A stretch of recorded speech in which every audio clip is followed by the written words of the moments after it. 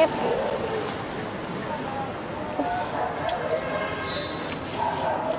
Ay, ay. Salamat sa Diyos.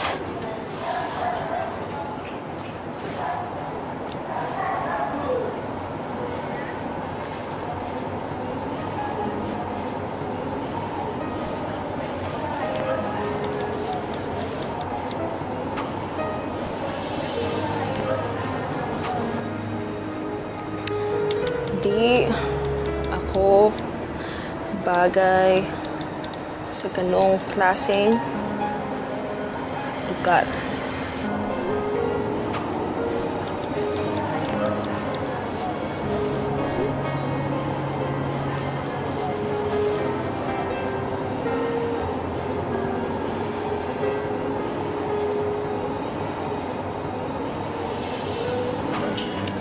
Simple. Steady.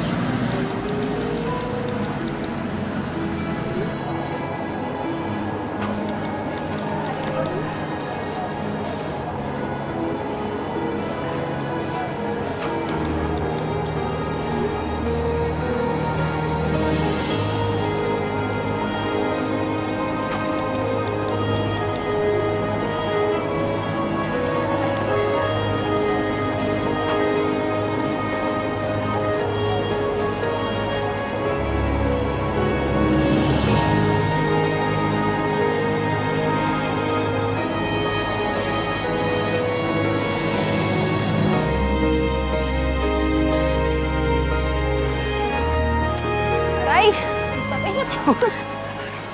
Ba't ba kasi nauso tong high heels na to eh? Akala mo ikaw lang nahihirapan, ha? Kung mag-English yung mga tao doon, akala mo nasa Pilipinas. Oo nga. Wow! Can't believe you're here. Nasa harapan mo na, di pa makapaniwala, ganon. Ganon ba talaga kayo mayayaman? Uy!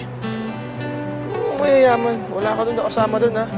Tawag Santa Mesa boy kaya to. Gusto mo na kwek-kwek? Yan? Di kwek-kwek yan. Tokneneng yan. Oo, kwek-kwek yan. Pustahan tayo.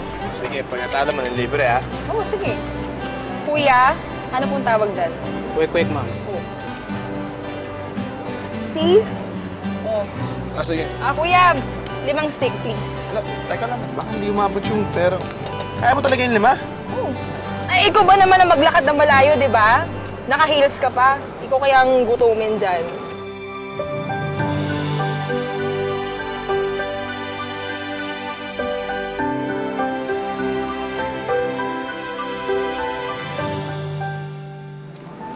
Alam mo, pag nakikita ko yung buwan, nalulungkot ako.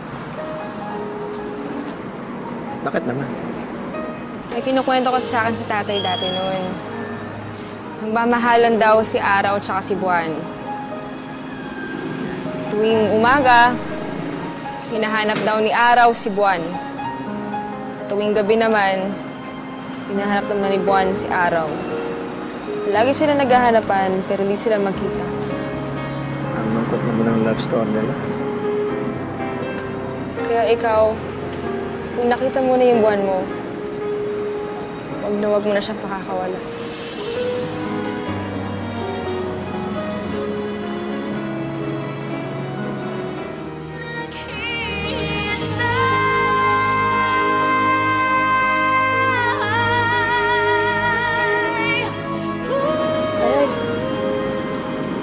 Aray, ang sakit. Ang sakit. Alam mo, kailangan ko yatang ilakad to eh. Medyo pinupulikat kasi ako eh. Okay ka lang? Oo. Tara.